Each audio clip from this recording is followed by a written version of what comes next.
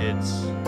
We are truly blessed. We have 5 kids, 3 dogs, 4 cats, 12 chickens, 4 snakes, 3 lizards, some mice in there somewhere, and a couple fish. And I used to try to say I wanted a partridge in a pear tree too, but she won't let me get that either. But we've been very blessed in our family, and this ministry has blessed us in ways we have not even been able to comprehend.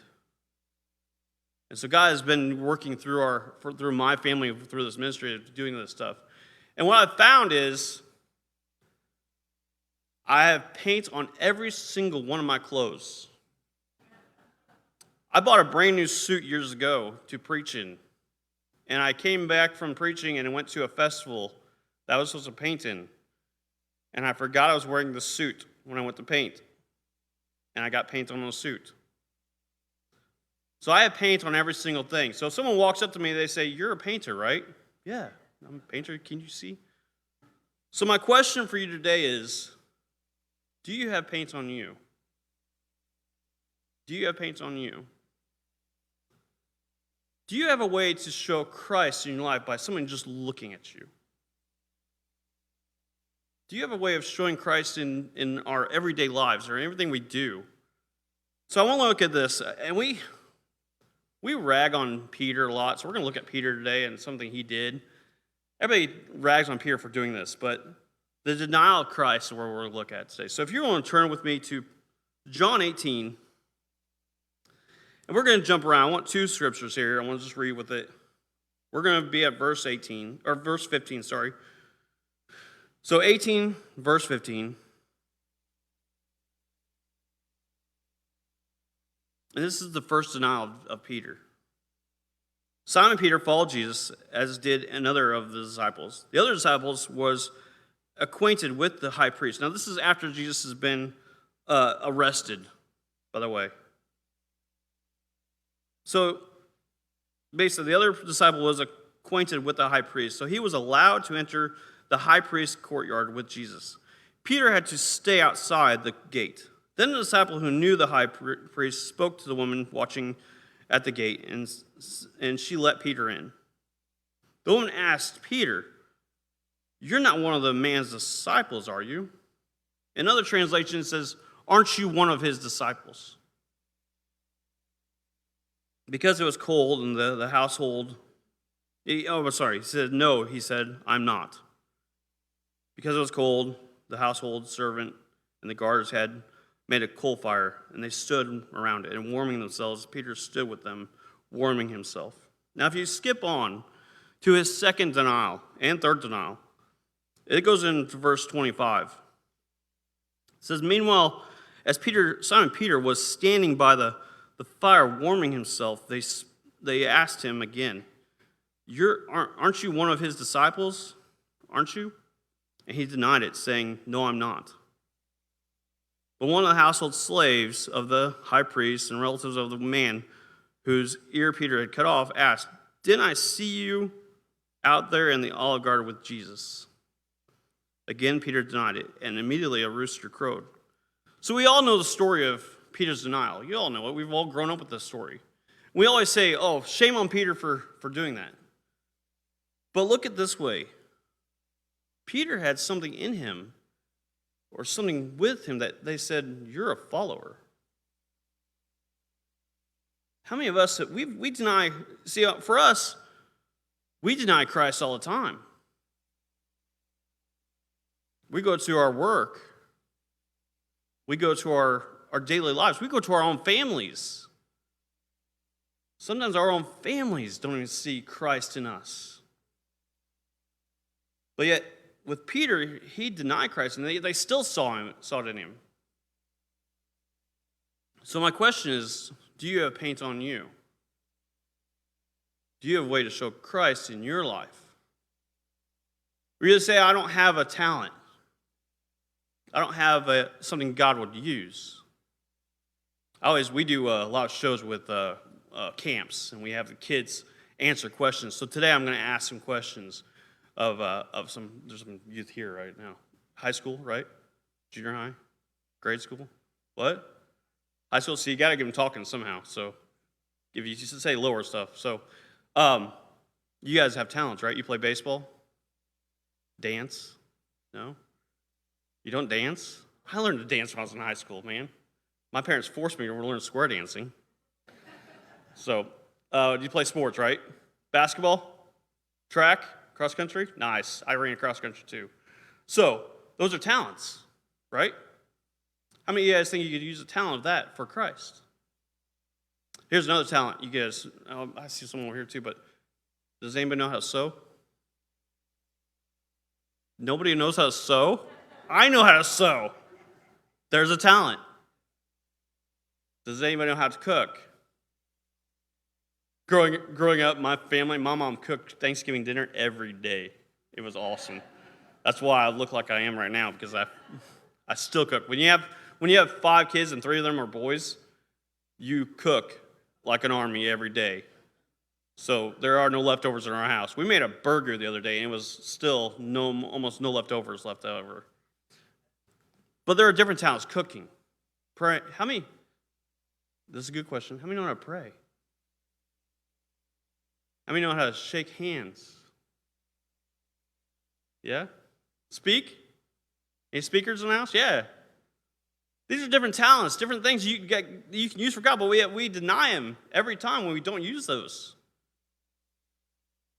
We deny Christ when we're not using our gifts He's given us. And He's given every single one of us gifts, not just in paintings, not just in playing music, but in other ways we just don't see it. We don't want to see it.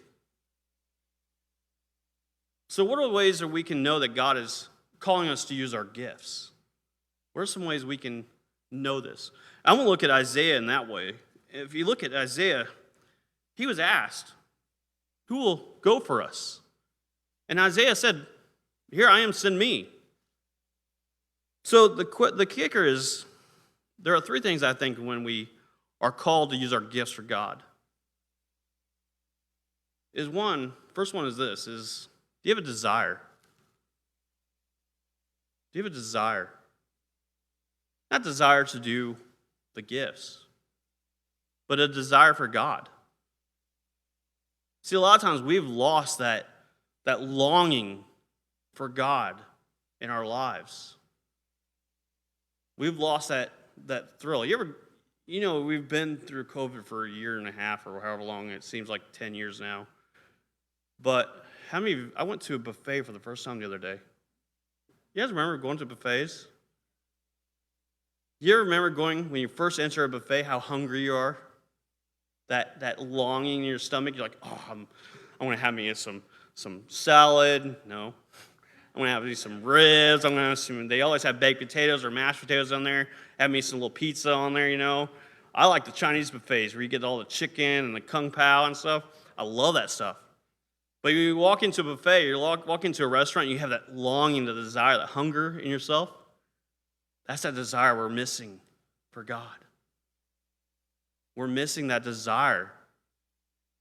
See, we get through our lives, everyday lives, and we go through all this regular stuff, and God becomes a back burner.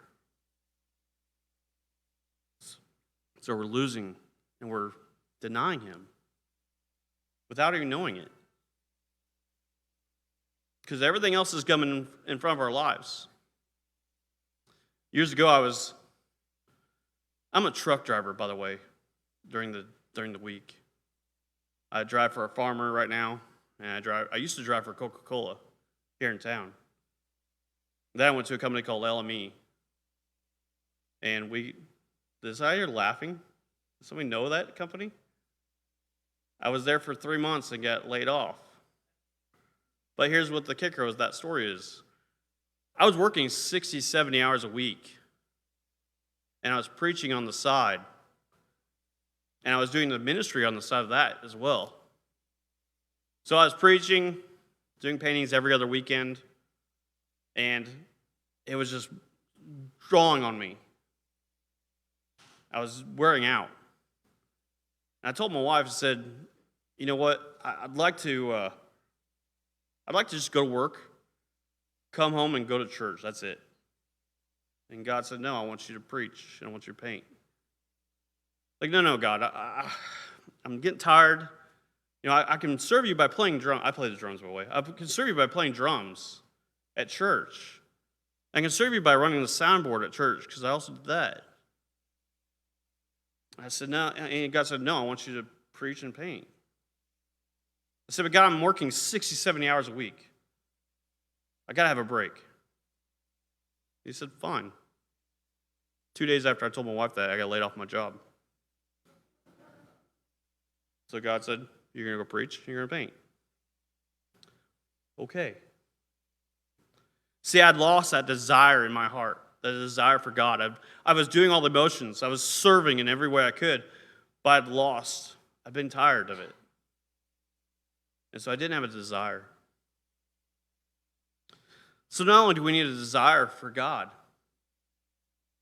we need a willingness to do it. We need to be willing to serve Him. See, once I gained that desire, I was like, I really don't know if I want to do this or not. Sometimes we weren't getting any gigs, we weren't making any money off of it. So my wife and I talked, and we said, what do we want to do with this ministry? I said, let's give it everything to God. Let's give it. It's His. Make money off it or not, it's His.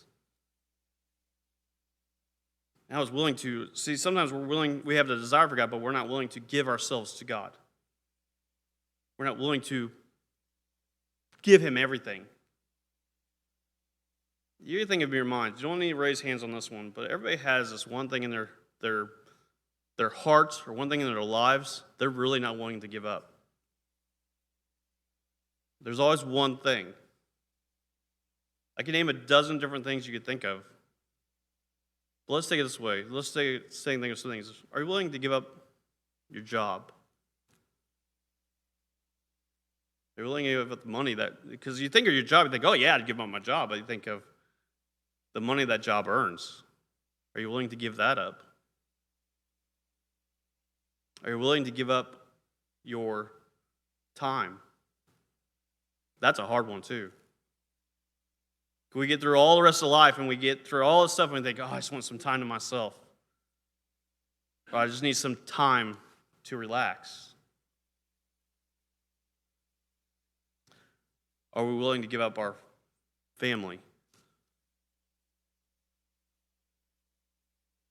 And I'm not talking just, you think of the relatives you see once a year, at Christmas time. Are you willing to give up your family for the call for Christ? See, with our ministry, I give up a lot of time with my kids. I spend a lot of time with them. But they know that it's because of the calling that we have. Because the calling of my life is not just calling my life, it's calling my family's life. So are you willing to give up your family in that way? A lot of times we're not. Again, we're denying Christ. So are you willing to do what Christ is calling you to do? So do you have a desire? Are you willing? And are you ready? See, a lot of times what happens is we have desire for God, yes. God, I'm yours. I'm willing to do whatever you want, but not right now. God, not right now. This is not where you want. I'm too busy. I have all this stuff going on. I'm not ready to do it. God, come back next year or next month or some other time. If you look at Isaiah, he said, "Here I am, send me." You look at the New Testament, you look at the disciples. I think it would be much easier back then. In some ways it seemed like it'd be much easier for the disciples back then. When Jesus called them, he just spoke to them. Said, "Hey, come follow me."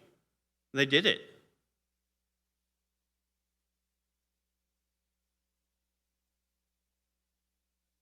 and they were ready. So I told you this. I gave up my life, or gave my life to this ministry, gave my life to Christ and stuff. And at one time, we feel like we're being called somewhere. And I was ready to go at the instant. In fact, we were ready to move ourselves. Up to the point of the day before I was willing to go. I packed up everything. Blessings was God stopped it the day before it happened. But are you ready to go when God calls you? See, I denied Christ when I said I didn't want to do this anymore. I wasn't willing, I wasn't ready.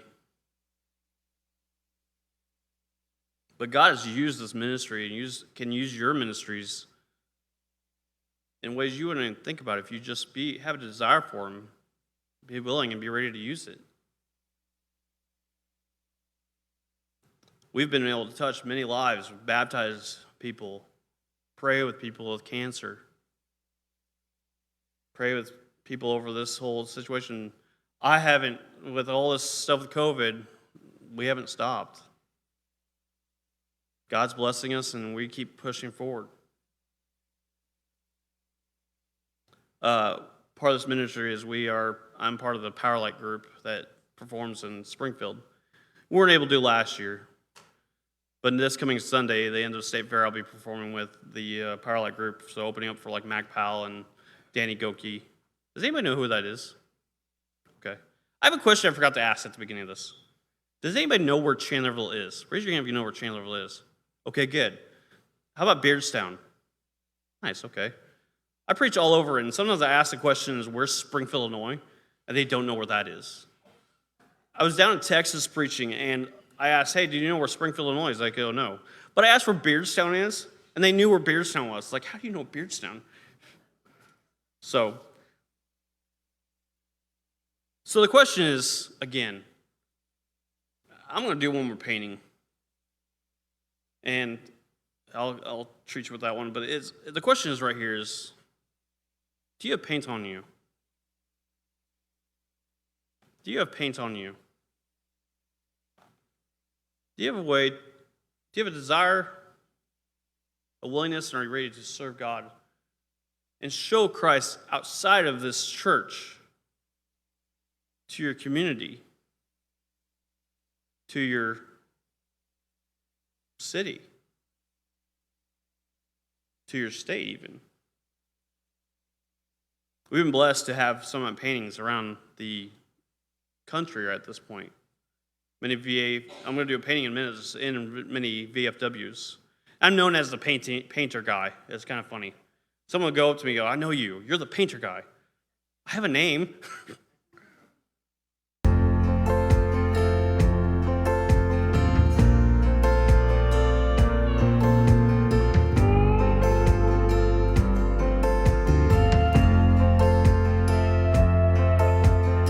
I promise. You asked if I got paint on, if I needed a rug. I said no, I didn't. I didn't get any paint on the floor.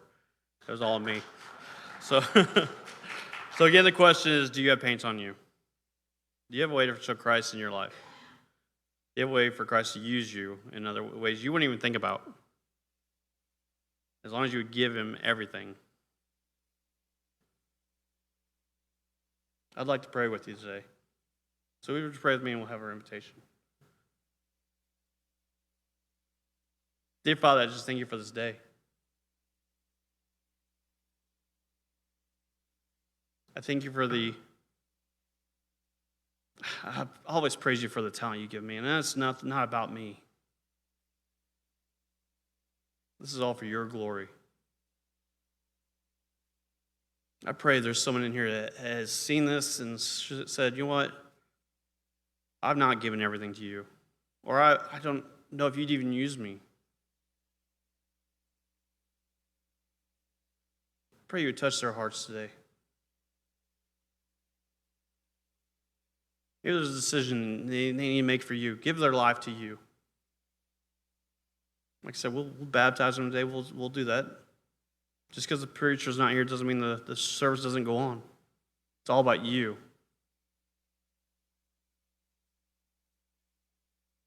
I pray these things in Jesus' name. Amen.